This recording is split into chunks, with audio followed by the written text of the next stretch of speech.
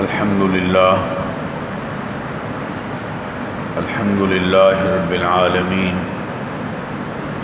والصلاة والسلام علی سید الانبیاء وخاتم المرسلین وعلی آلہ وصحبہ ومن تبعہم بإحسان الی یوم الدین اما بعد فاعوذ باللہ من الشیطان الرجیم بسم اللہ الرحمن الرحیم قال اللہ تبارک و تعالی وذکر فإن الذکرى تنفع المؤمنین صدق اللہ العظیم۔ درود شریف پڑھ لیجئے سب حضرات۔ اللہم صلی وسلم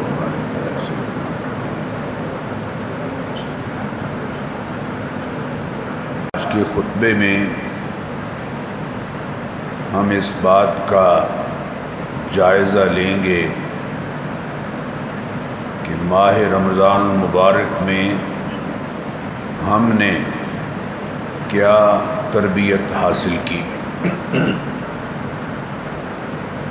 اور زندگی کے اگلے 11 ماہ کیسے گزاریں کہ آئندہ ماہ رمضان المبارک کے آنے پر ہمیں یہ احساس ہو کہ ہماری دوبارہ تربیتی ورکشاپ شروع ہو رہی ہے، جس میں ہم تذکیر و یاد دہانی سے فائدہ اٹھاتے ہوئے اپنے کردار اور عمل میں کیسے پہلے کی نسبت بہتری لا سکتے ہیں۔ قرآن کریم میں اللہ تعالیٰ نے بار بار یاد دہانی کرانے کا ذکر فرمایا ہے۔ سورہ طور میں ہے، سورہ ذاریات میں ہے، وَذَكِّرْ فَإِنَّ الذِّكْرَى تَنفَعُ الْمُؤْمِنِينَ۔ اے حبیب صلی اللہ علیہ وسلم، آپ نصیحت اور خیر خواہی کا حق ادا کرتے رہیے، کیونکہ آپ کی نصیحت اور یاد دہانی اہل ایمان کو فائدہ دیتی ہے۔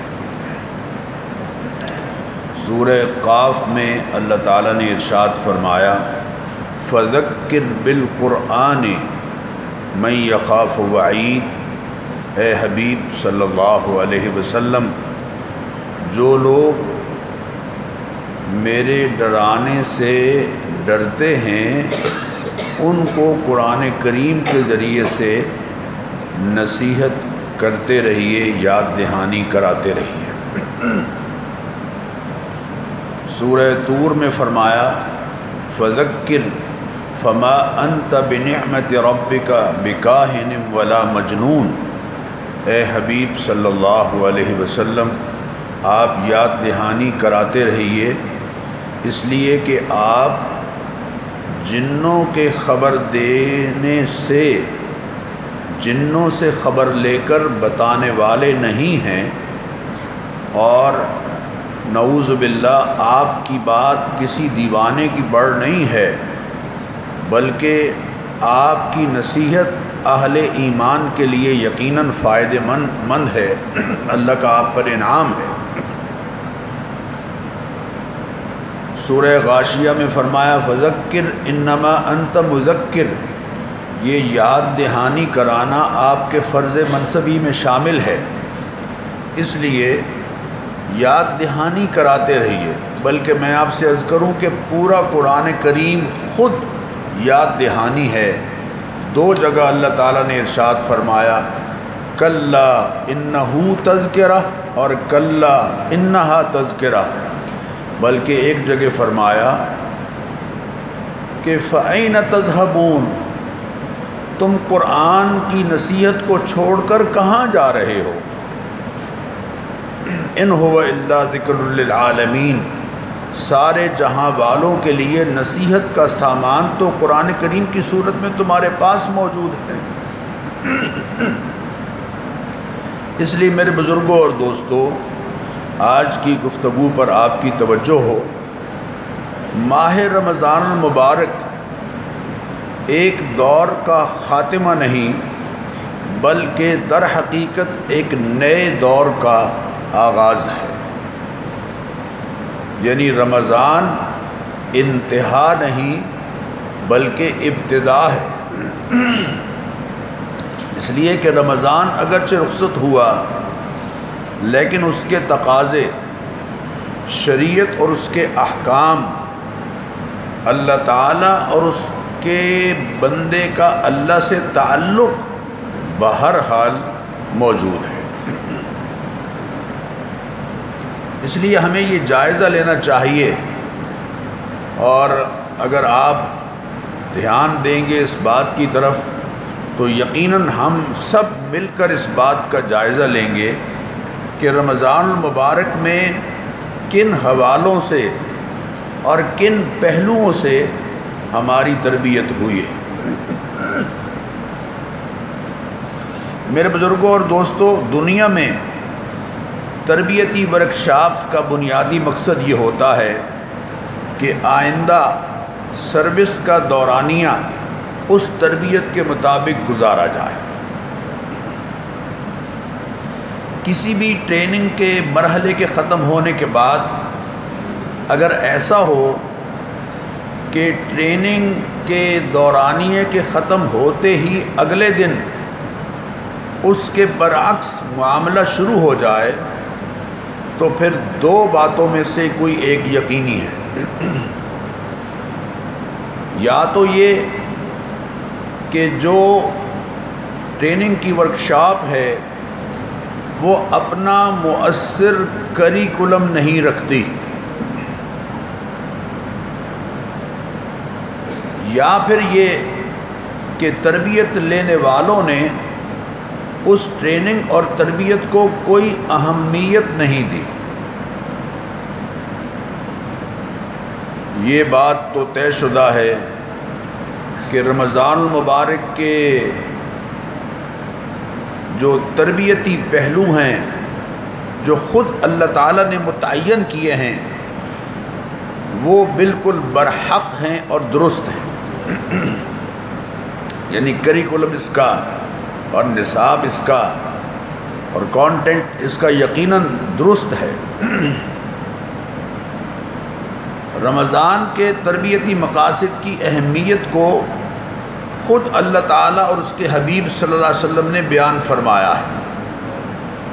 مثلاً آپ دیکھیے کہ رمضان المبارک کے تربیتی پہلوؤں کا بیان کرتے ہوئے خود اللہ تعالیٰ نے ارشاد فرمایا، یا ایھا الذین آمنوا کتب علیکم الصیام کما کتب علی الذین من قبلکم لعلکم تتقون۔ اس آیت سے پہلی بات یہ سمجھ آئی جو یہ فرمایا ہے کہ ہم نے پہلوں پر بھی فرض کیے ہیں، اس سے پہلی بات یہ سمجھ آئی کہ شریعت اسلامیہ کے احکام میں انسان کو اس کی استطاعت سے زیادہ کسی بات کا پابند نہیں بنایا گیا ہے۔ قرآن کریم میں ہے لا یکلف اللہ نفسا الا وسعها، ہم نے کسی جان کو اس کی وسعت سے زیادہ کسی حکم کا پابند نہیں بنایا۔ روزوں کے بارے میں فرمایا یرید اللہ بکم الیسر ولا یرید بکم العسر، اللہ تعالیٰ روزوں کا حکم دے کر تم پر کوئی تنگی نہیں چاہتے بلکہ تمہارے لیے آسانی چاہتے ہیں۔ سورہ نساء میں فرمایا یرید اللہ ان یخفف عنکم وخلق الانسان ضعیفا، انسان کے فطری ضعف کو پیش نظر رکھتے ہوئے ہم نے تمہارے لیے احکام میں تخفیف کی ہے، سختی نہیں کی۔ سورہ حج میں فرمایا وَاجْتَبَاكُمْ وَمَا جَعَلَ عَلَيْكُمْ فِي الدِّينِ مِنْ حَرَجٍ، اس نے تمہیں چن لیا ہے، تم مجتبی ہو، چنے ہوئے لوگ، اور اللہ تعالیٰ نے دین کے احکام میں تمہارے لیے کوئی تنگی نہیں رکھی۔ نبی کریم علیہ الصلاۃ والتسلیمات اپنے نمائندوں کو جب روانہ فرمایا کرتے تھے تو ان کو یہ آرڈر دیا کرتے تھے کہ بشروا ولا تنفروا، جہاں تم جا رہے ہو لوگوں کو خوشخبریاں سنانی ہیں، نفرتیں نہیں پھیلانی ہیں۔ یسروا ولا تعسروا، تم نے لوگوں کے لیے آسانیاں کریٹ کرنی ہیں، مشکلات کھڑی نہیں کرنی ہیں، چونکہ ہمارا دین الدین یسر، دین آسان ہے۔ شریعت کے کسی حکم میں بھی ہمارے لیے ہماری استطاعت سے زیادہ ذمہ داری نہیں ڈالی گئی۔ اور میرے بزرگوں اور دوستوں، جہاں معاملہ استطاعت سے باہر ہوا فوراً اللہ تعالیٰ نے رعایت لوگوں کے لیے بیان کر دی۔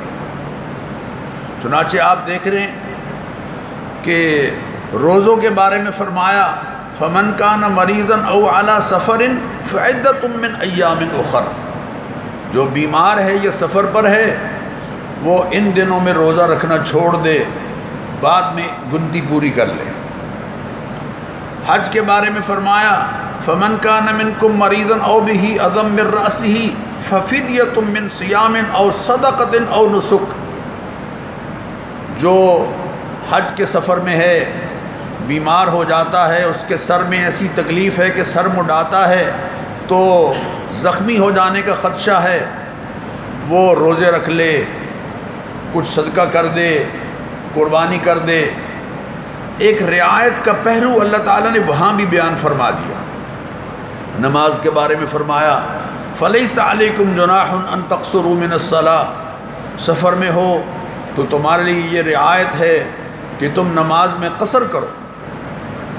حرام کے بارے میں فرمایا فمن اضطر غیر باغ ولا عاد فلا اثم علیہ، جب کوئی ایسی سچویشن میں پہنچ جائے کہ وہ مجبور ہے اور وہ اس کی مجبوری واقعتاً جینون ہے، اگر حرام نہیں کھاتا تو مر جائے گا، تو جاں بلب اگر ہے تو جاں بچانے کے لیے اس کے لیے اتنی گنجائش ہے حرام کی کہ جس میں اس کے لیے زندگی باقی رہ سکے۔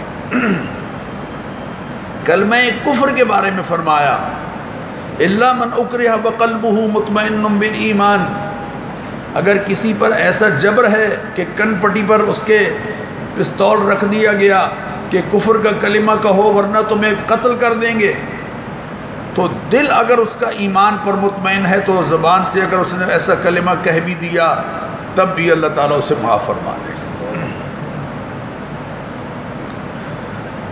ایک بات تو اس آیت سے یہ سمجھ آئی کہ اللہ تعالیٰ نے احکام کو ہمارے لیے سختی کے لیے ساتھ نہیں بلکہ آسانی کے ساتھ بطور حکم ہمیں دیا ہے۔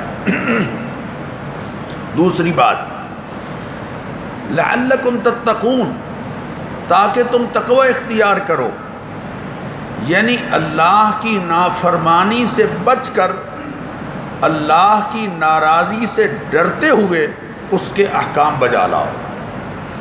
اللہ کی ناراضی کا ڈر یہ وہ ڈر نہیں ہے جو کسی کے لاٹھی مارنے کے ڈر کے ساتھ مشابہ ہے، یہ تو محبت کا ڈر ہے کہ کہیں اللہ میرا پیار کرنے والا اور محبوب اللہ اور مجھے عنایات سے نوازنے والا اللہ مجھ سے ناراض نہ ہو جائے۔ لعلکم تتقون، اس کی ناراضی کا ڈر اور اس کی نافرمانی سے بچنا، اس کا نام تقوی ہے۔ تقوی دراصل نیکی بجا لانے کا نام نہیں ہے بلکہ گناہ سے بچنے کا نام تقوی ہے۔ اور بڑی خوبصورت بات کہی ایک بزرگ نے کہ اللہ کا ولی بننے کے لیے اگر کوئی ذکر اذکار کی کثرت نہیں بھی کرتا تو اس کی گنجائش ہے یقیناً بس گناہ چھوڑ دے، اس سے اگلے قدم پر وہ اللہ کا ولی ہے۔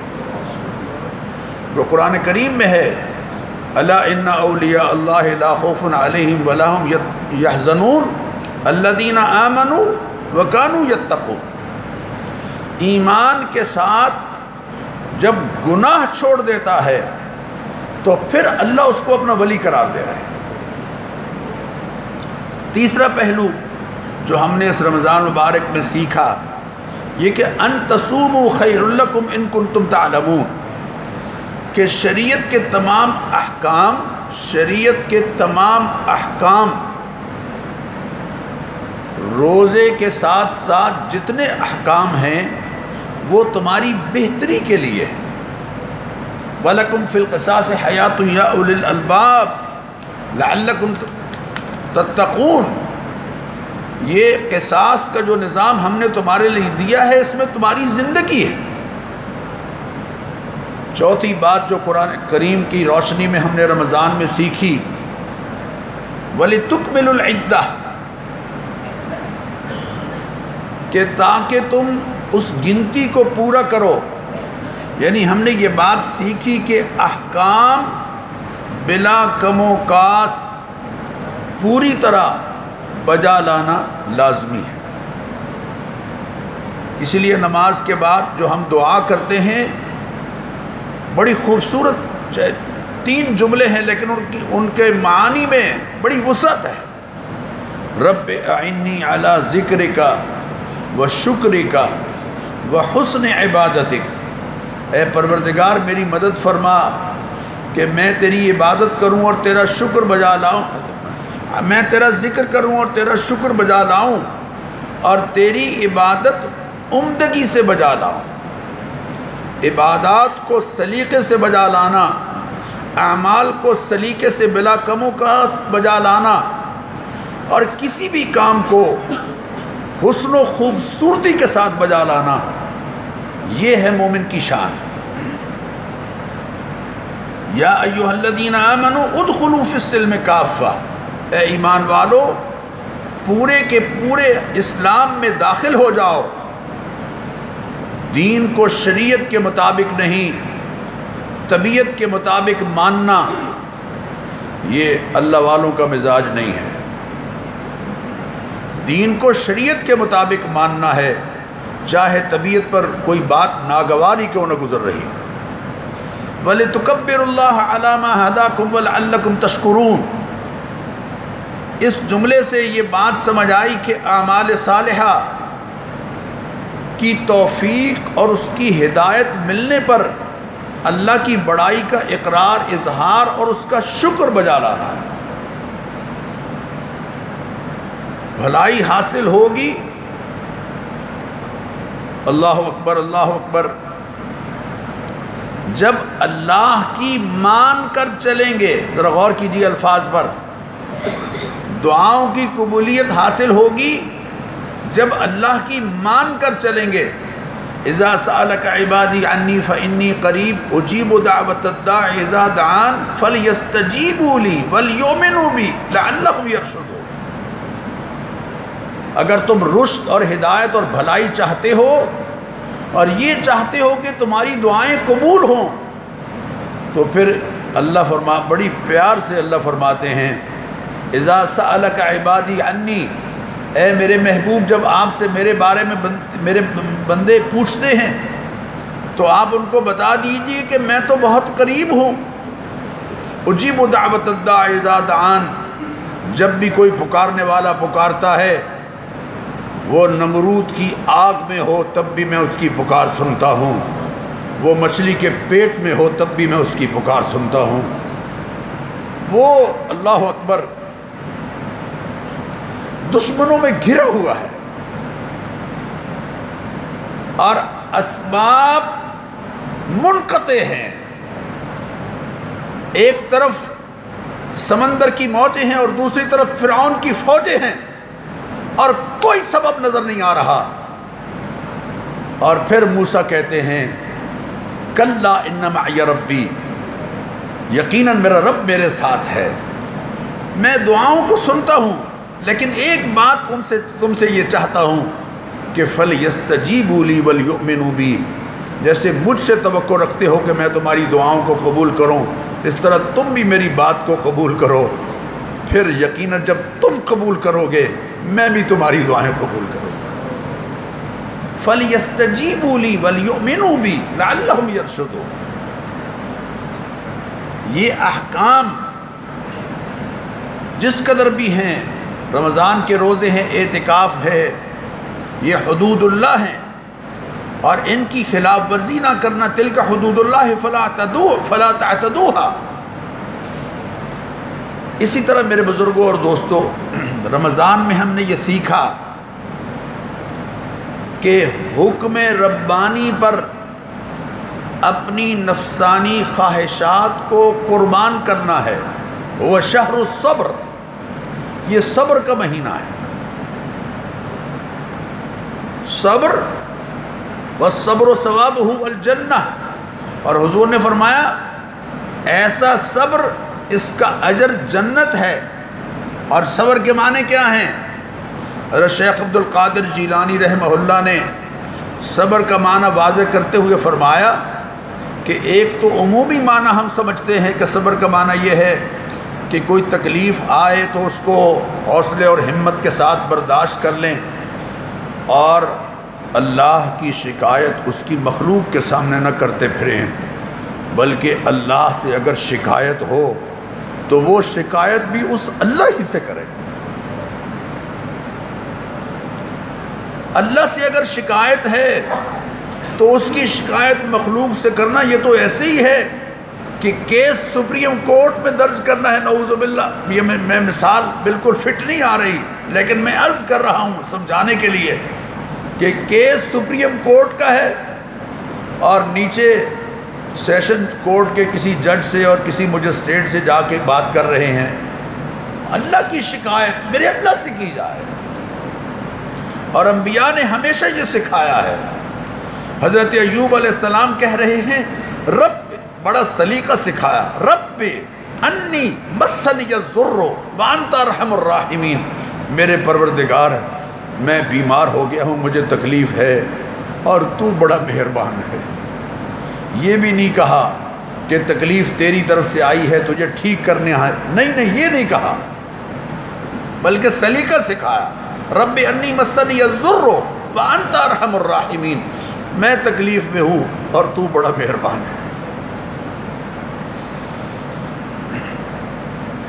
ایک صبر کا یہ معنی ہے، لیکن حضرت شیخ عبد القادر جیلانی رحمہ اللہ فرماتے ہیں صبر کے دو معنی ہیں۔ ایک ہے اوامر ربانی میں خود کو محدود کرنا،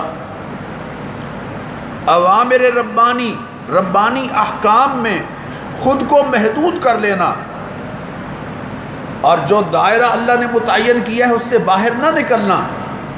اور دوسرا معنی ہے منہیات ربانی کی باڑ پر رک جانا، جو باڑ اللہ نے لگا دی ہے، روک دیا ہے، کٹ لگا دیا ہے، اس کٹ کو پھلانگنا نہیں ہے، اس باڑ کو پھلانگنا نہیں ہے، اس پر رک جانا ہے۔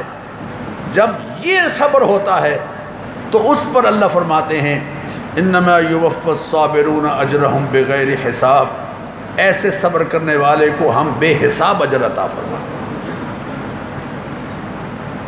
ان اللہ مع الصابرین، ایسے صبر کرنے والوں کو اللہ کی معیت حاصل ہوتی ہے۔ اسی طرح رمضان کے مہینے میں ہم نے یہ بات سیکھی کہ یہ ہمدردی اور غمخواری کا مہینہ ہے۔ رمضان نے ہماری تربیت کی کہ ہم انسانوں کے ساتھ ہمدردی اور غمخواری کے ساتھ باقی 11 مہینے گزاریں گے۔ وہ شہر المواسات، یہ ہمدردی اور غمخواری کا مہینہ ہے۔ اور اللہ کے حبیب فرما رہے ہیں الخلق عیال اللہ، لوگوں مخلوق اللہ کا کنبہ ہے، مخلوق اللہ کا کنبہ ہے۔ یہ نہیں فرمایا کہ مسلمان اللہ کا کنبہ ہیں، یہ نہیں فرمایا، بلکہ فرمایا مخلوق اللہ کا کنبہ ہے، اس میں انسان بھی ہیں، حیوان بھی ہیں، مسلمان بھی ہیں، کافر بھی ہیں۔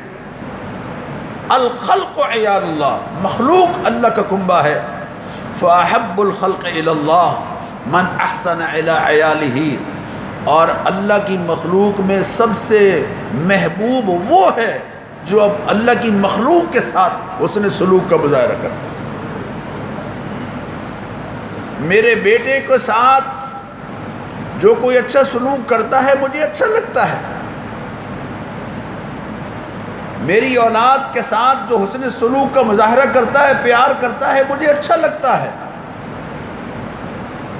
اللہ فرماتے ہیں مخلوق یہ ساری میرا کنبہ ہے۔ اللہ اکبر اللہ۔ ہمدردی اور غمخواری کی تربیت۔ اسی طرح ہم نے رمضان کے مہینے میں یہ بات سیکھی کہ ایام عبادت کے باعث مبارک ہو جاتے ہیں اور گھڑیاں عبادت کے ذریعے سے عظیم ہو جاتی ہیں۔ وہ شہر مبارک شہر عظیم، محبوب کریم علیہ السلام نے فرمایا کہ یہ جو مہینہ ہے گنتی میں تو 29 یا 30 دن کا ہے، لیکن یہ مبارک ہے، عظیم ہے، عبادت کی وجہ سے مبارک ہے اور عبادت کی وجہ سے عظیم۔ اسی طرح ہم نے رمضان کے مہینے میں یہ بات سیکھی، اور میں درخواست کروں گا اس پر خاص توجہ دیجیے۔ حضور نے فرمایا شہر یزاد فیہ رزق المومن، یہ وہ مہینہ ہے جس میں مومن کا رزق بڑھا دیا جاتا ہے۔ ہم نے رمضان میں یہ سیکھا کہ اعمال صالحہ سے مومن کے رزق میں اضافہ ہوتا ہے، اعمال صالحہ سے مومن کے رزق میں اضافہ ہوتا ہے۔ قرآن کریم کی آیات اس بات کی گواہ ہیں۔ من یتق اللہ، جو اللہ کا تقوی اختیار کرتا ہے، یجعل لہ مخرجا، اللہ تعالیٰ اس کے لیے مشکلات سے نکلنے کی راہیں بنا دیتے ہیں، وَيَرْزُقْهُ مِنْ حَيْثُ لَا يَحْتَسِبْ، اور وہاں سے رزق عطا کرتے ہیں جہاں اس کا گمان بھی نہیں۔ محبوب کریم علیہ الصلاۃ والتسلیمات ایک صحابی سے فرما رہے ہیں هَلْ تُنْصَرُونَ وَتُرْزَقُونَ إِلَّا بِضُعَفَائِكُمْ، تمہارے ان کمزوروں کی وجہ سے اللہ تمہیں رزق دے رہے ہیں، تمہاری مدد کر رہے ہیں۔ جب ایک صحابی نے شکایت کی کہ میں کماتا ہوں اور میرا بھائی فارغ رہتا ہے اور کچھ بھی نہیں کرتا، لیکن کھاتا پیتا ہمارے ساتھ ہی ہے، تو اللہ کے حبیب نے فرمایا هَلْ تُنْصَرُونَ وَتُرْزَقُونَ إِلَّا بِضُعَفَائِكُمْ، ان کمزوروں کی وجہ سے اللہ تمہاری نصرت کرتے ہیں، تمہیں رزق عطا کرتے ہیں۔ اولاد جب کمزور ہوتی ہے بچپن میں، اس کی وجہ سے ماں باپ کو رزق مل رہا ہے، اور ماں باپ جب بوڑھے ہو جاتے ہیں، کمانے کے لائق نہیں رہتے، ان کی کمزوری کی وجہ سے اولاد کو رزق مل رہا ہے۔ لیکن المیہ ہے کہ 7-8 بیٹے بیٹیاں، ان کی کفالت ماں باپ کر رہے ہیں، لیکن 7-8 ماں بیٹے بیٹیاں مل کر ایک ماں اور ایک باپ کی کفالت نہیں کر سکتے۔ یہ ہمارے معاشرے کا المیہ ہے، ہمارے دین نے تو اس کے برعکس تعلیم دی۔ میں تفصیل میں نہیں جا رہا۔ قرآن نے کہا لو ان اہل القری آمنوا واتقوا لفتحنا علیہم برکات من السماء والارض، اگر بستیوں کے لوگ ایمان اور تقوی اختیار کریں تو آسمان و زمین کی برکتوں کے دروازے ہم ان پر کھول دیں گے۔ لو انہم اقاموا التوراۃ والانجیل وما انزل الیہم من ربہم لاکلوا من فوقہم ومن تحت ارجلہم، اللہ کا دیا ہوا نظام اپنی ریاست میں قانونی طور پر، عملی طور پر قائم کر لیں، لاکلوا من فوقہم ومن تحت ارجلہم، اوپر سے بھی ہم ان کو کھلائیں گے اور زمین بھی اپنے خزانے ان کے لیے کھول دے گی۔ کوئی یہ تجربہ کرنے کے لیے تیار نہیں ہے۔ ورلڈ بینک کی سفارشات مال کو بڑھانے کے لیے تو ہم اختیار کرنے، ان پر غور کرنے کے لیے تیار ہیں، لیکن جو اللہ کی سفارشات ہیں ان پر ہم غور کرنے کے لیے تیار نہیں۔ اللہ کے حبیب نے فرمایا اللہ من سرہ ان یبسط لہ فی رزقہ او ینسا لہ فی اسرہ فلیصل رحمہ، جو شخص یہ چاہتا ہے کہ اس کا رزق کشادہ ہو جائے اور اس کی زندگی پرسکون اور آسان ہو جائے، وہ صلہ رحمی کرے، اللہ اس کے رزق کو فراواں کر دیں گے، اس کی زندگی کو آسان کر دیں گے، یہ اللہ کا وعدہ ہے۔ اسی طرح ہم نے رمضان میں یہ بات سیکھی کہ اعمال کے اجر پر ہم نے جانا ہے، ان کی ٹیکنیکل ڈیفینیشن پر نہیں جانا۔ روزے کا اور قیام اللیل کا اجر اللہ نے بالکل برابر بیان کیا ہے۔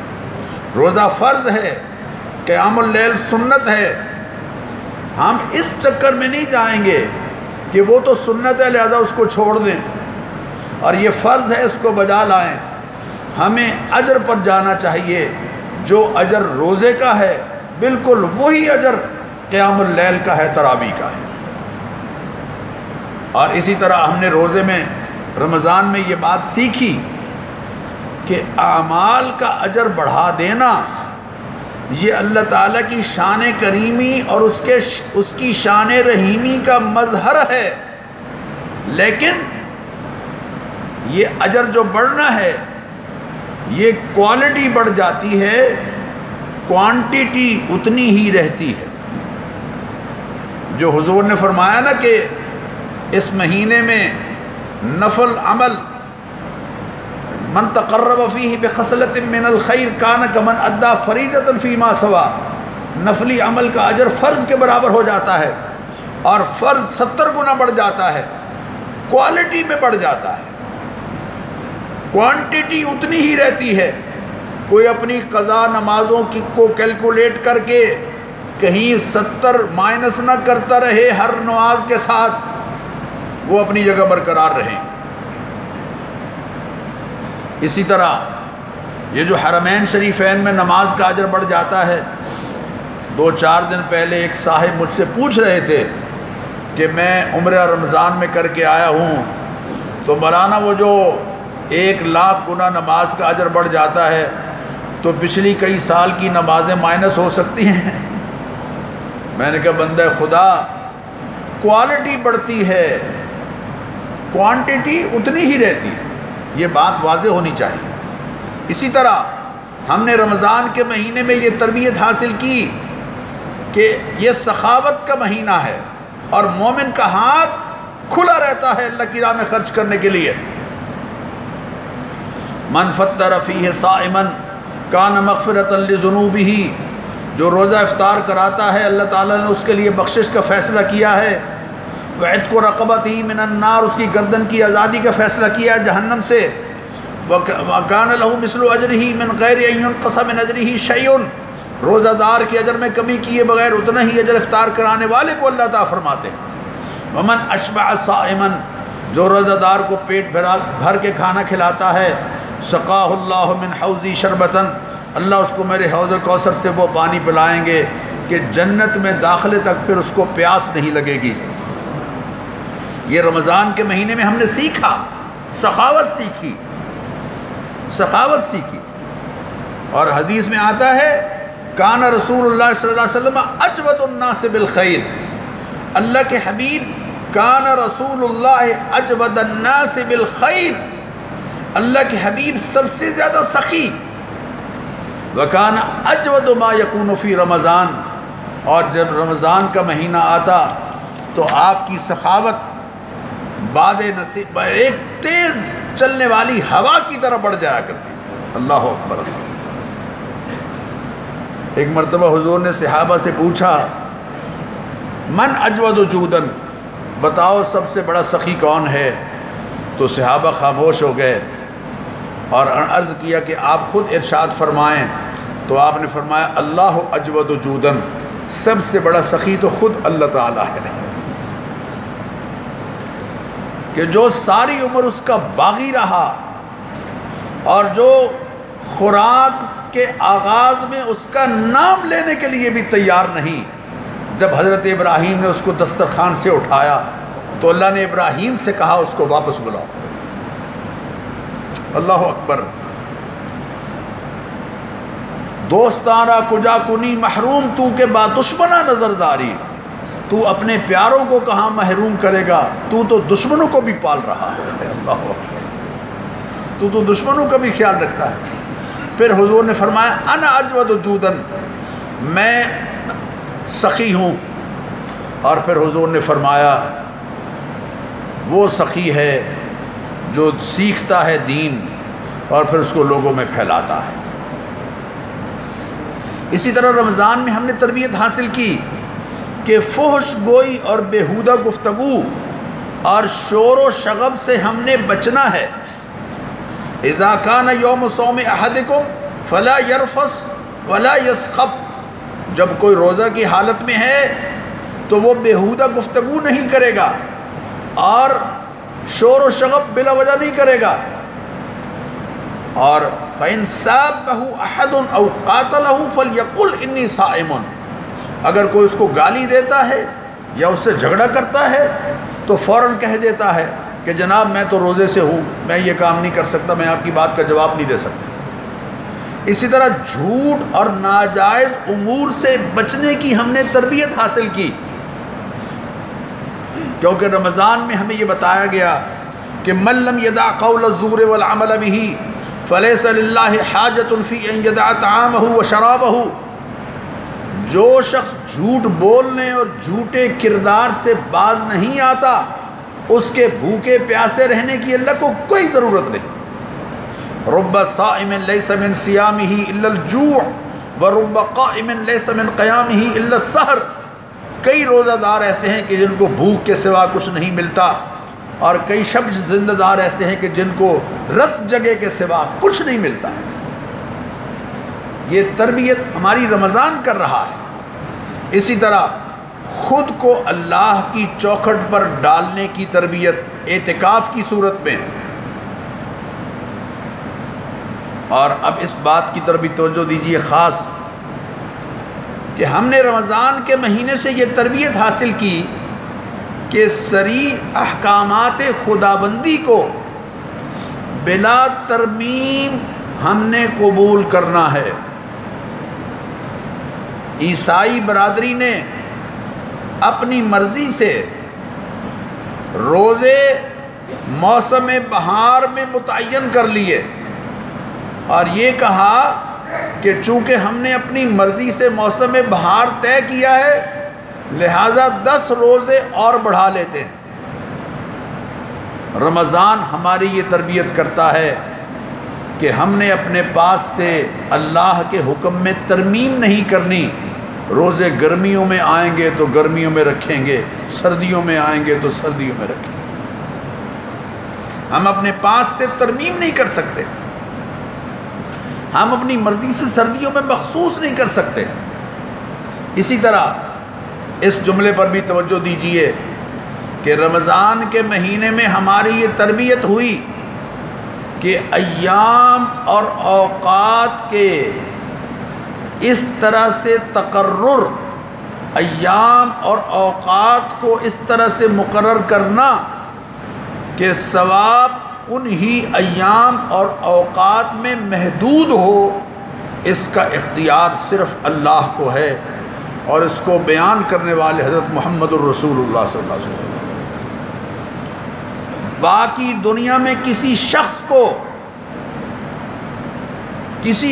کو اگر قرآن اور سنت سے رہنمائی اس معاملے میں واضح متعین نہیں ہے، اوقات اور ایام کا اس طرح سے تقرر کہ ثواب ان میں محدود ہو جائے، اس کا اختیار کسی انسان کو نہیں۔ مثلا آپ دیکھیں کہ عید سے ایک دن پہلے روزہ رکھنا فرض ہے اور عید والے دن روزہ رکھنا حرام ہے۔ عید سے ایک دن پہلے یعنی 30 رمضان کو روزہ رکھنا فرض، درمیان میں ایک رات گزری، اگلے دن روزہ رکھنا حرام۔ عام حالات میں مسکرا کر ملنا نیکی، نماز میں اگر مسکرائے اور آواز خود سن لی نماز ٹوٹ گئی، اور اگر قہقہ مار کے ہنسے رکوع اور سجدے والی نماز میں تو نماز بھی ٹوٹ گئی، وضو بھی ٹوٹ گیا۔ یا اللہ، یہ صورتحال کیا ہے؟ عام حالات میں اکڑ کر چلے تو کہا گیا ہے لا تمشی فی الارض مرحا، زمین پر اکڑ کر مت چل، انک لن تخرق الارض ولن تبلغ الجبال طولا، نہ تو ٹھڈے مار کے زمین کو پھاڑ سکتا ہے اور نہ ایڑیاں اٹھا کر چلنے سے پہاڑوں کی بلندی کو پہنچ سکتا ہے۔ لیکن دنیا میں سب سے زیادہ محترم مقام مسجد حرام، اس میں طواف کی حالت میں تجھے حکم دیا گیا ہے، تو نے احرام باندھا ہوا ہے تو اکڑ کر چل۔ یا اللہ کبھی کہتے ہو اکڑ کر چلو، کبھی کہتے ہو اکڑ کر مت چلو، کبھی کہتے ہیں مسکراؤ، کبھی کہتے ہیں مت مسکراؤ، کبھی کہتے ہیں روزہ رکھو، کبھی کہتے ہیں مت روزہ رکھو۔ اللہ فرماتے ہیں بات اکڑ کر چلنے نہ چلنے کی نہیں، بات میری بات کو میرے محبوب کی ادا کے مطابق مان کر چلنے کی۔ جیسے میری بات میرا محبوب کہتا چلا جائے گا، اس کی ادا کو تم اختیار کرتے چلے جاؤ۔ اللہ اکبر۔ حضرت عثمان جب حضور اکرم صلی اللہ علیہ وسلم نے نمائندہ بنا کر بھیجے تھے تو ان کی چادر اوپر اٹھی ہوئی تھی، ذرا پنڈلی تک اٹھی ہوئی تھی، تو ان کے چچا زاد کہنے لگے کہ عثمان چادر تے تھلے کر یار۔ میں نے اپنی زبان میں کہہ دیا تو حضرت عثمان نے فرمایا نہیں، میرے محبوب نے ہمیں یہی سکھایا ہے۔ اور پھر انہوں نے کہا کہ عثمان تم آ گئے ہو، وہ نہیں آ سکتے، وہ حدیبیہ میں بیٹھے ہوئے ہیں، تم آ گئے ہو، تم طواف کر لو۔ لوگوں نے، صحابہ نے حضور کے پاس کہا عثمان بڑا خوش نصیب ہے، طواف کر رہا ہوگا۔ حضور نے فرمایا عثمان ہمارے بغیر طواف نہیں کر سکتا۔ اور حضرت عثمان نے ان صاحب سے کہا کہ ان لنا صاحبا، ہماری ایک سرکار ہیں، پہلے وہ کام کرتے ہیں، وَنَحْنُ نَتَّبِعُ إِسْرَهُ، اور ہم ان کے نقش قدم پر چلتے ہیں، جب تک میرے محبوب طواف نہیں کریں گے میں طواف نہیں کروں گا۔ بات مان کر چلنے کی۔ اسی طرح میرے بزرگوں اور دوستوں، رمضان میں ہمیں یہ سکھایا گیا کہ ہماری خوشی کا اظہار بھی پروردگار کی خوشنودی کے مطابق ہوگا۔ ہمارا خوشی کا اظہار بھی اظہار عظمت پروردگار اس میں نمایاں ہوگا۔ ہم کرسمس کی طرح یا عیسائیوں کے تہوار کی طرح اپنے تہوار نہیں منائیں گے، بلکہ ہندوؤں کی دیوالی کی طرح یا ان کی دیگر تہواروں کی طرح اپنا تہوار نہیں منائیں گے، بلکہ عام دنوں میں اگر 5 پڑھتے ہیں تو اس دن ایک نماز اور پڑھ کے اللہ کی کبریائی کا اظہار کریں گے۔ اسی طرح اس بات پر بھی ذرا توجہ دیجیے کہ رمضان کے مہینے میں ہماری تربیت ہوئی کہ ہر حال میں ہمارا اللہ ہمیں دیکھ رہا ہے۔ سخت گرمی ہے، پیاس کی شدت ہے، گلے میں کانٹے چبھ رہے ہیں پیاس کی وجہ سے، حلق میں کانٹے چبھ رہے ہیں، اور میں وضو کرنے لگا ہوں، ٹھنڈا پانی ہے، ٹھنڈا پانی ہے، جو ہی میں نے منہ میں ڈالا احساس ہوا اس کی ٹھنڈک کا۔ مجھے کوئی نہیں دیکھ رہا، لیکن میں وہ ٹھنڈا پانی حلق سے نیچے نہیں جانے دیتا، اس لیے کہ کوئی اور دیکھ رہا ہو یا نہ دیکھ رہا ہو، میرا اللہ مجھے دیکھ رہا ہے۔ میں گھر میں آیا، فریج کا دروازہ کھولا، پھل موجود ہیں، نعمتیں موجود ہیں، مجھے بھوک بھی ہے، لیکن میں اپنا ہاتھ نہیں بڑھاتا اس چیز کی طرف، اس کو منہ میں نہیں لیتا لقمے کے طور پر، اس لیے کہ کوئی دیکھ رہا ہو یا نہ دیکھ رہا ہو، میرا اللہ مجھے دیکھ رہا ہے۔ ما یکون من نجوا ثلاثۃ الا هو رابعهم، جب کہیں تم 3 ہوتے ہو تو چوتھا تمہارے ساتھ اللہ ہوتا ہے۔ وَهُوَ مَعَكُمْ أَيْنَمَا كُنْتُمْ، تم جہاں کہیں بھی ہو تمہارے ساتھ۔ أَلَمْ يَعْلَمْ بِأَنَّ اللَّهَ يَرَى، کیا اس کو یہ نہیں معلوم کہ اس کا اللہ اسے دیکھ رہا ہے؟ یہ تربیت ہماری رمضان میں ہوئی۔ تو میں آپ سے پوچھتا ہوں کہ کیا اللہ صرف رمضان میں ہی دیکھتا ہے، باقی 11 مہینے نہیں دیکھتا، یا صرف روزے کی حالت میں دیکھتا ہے؟ ظلم کرتے ہوئے، قلم چلاتے ہوئے، ترازو پکڑتے ہوئے، رشوت لیتے ہوئے، حق دباتے ہوئے نہیں دیکھتا، یقیناً دیکھتا ہے۔ رمضان میں ہماری تربیت ہوئی، باقی 11 مہینے اس کے مطابق گزار رہے ہیں۔ میرے بزرگوں اور دوستوں، یہ کیسی تربیت ہے کہ جو ہی وہ گزری ہے ساتھ ہی اس کے گزرنے کے بعد اس کے بالکل برعکس معاملہ شروع ہو جائے، اس کا مطلب یہ ہے کہ تربیت حاصل کرنے میں یقیناً نقص ہے۔ اللہ اس نقص کو دور کرنے کا ہمیں شعور نصیب فرمائے۔ اور آخر میں حضور اکرم صلی اللہ علیہ وسلم کا یہ فرمان جو میں نے آخری جمعے میں بھی عرض کیا کہ حضور نے فرمایا کہ من صام رمضان، جو شخص رمضان کے مہینے رکھتا ہے، رمضان کے مہینے کے روزے رکھتا ہے، ثم اتبعہ ستا من شوال، اور پھر شوال کے 6 مہینے کے 6 روزے رکھ لیتا ہے، ضروری نہیں کہ مسلسل رکھے، ایک چھوڑ کر ایک رکھے، 2 چھوڑ کر ایک رکھے، پورے شوال کے مہینے میں 6 روزے رکھ لیتا ہے تو کانا کا صیام الدہر یا کانا کا صائم الدہر، وہ ایسے ہی ہے جیسے سارا سال روزہ رکھنے والا ہے۔ اور شاہ ولی اللہ رحمۃ اللہ نے بڑی پیاری بات فرمائی، انہوں نے فرمایا کہ جس طرح نماز کے فرض ادا کرنے کے بعد سنتیں اور نفل ہوتے ہیں جن سے نماز کا فائدہ مکمل ہوتا ہے، اسی طرح یہ 6 روزے بھی ہیں فرض ادا کرنے کے بعد، یہ سنت اور نفل ہیں جس سے تمہارا فرض جو ہے وہ پوری طرح سے پورا ہو جائے گا، مکمل ہو جائے گا۔ اللہ تعالی ہمیں رمضان سے حاصل ہونے والی اس تربیت کے مطابق باقی 11 مہینے گزارنے کی توفیق عطا فرمائے۔ وآخر دعوانا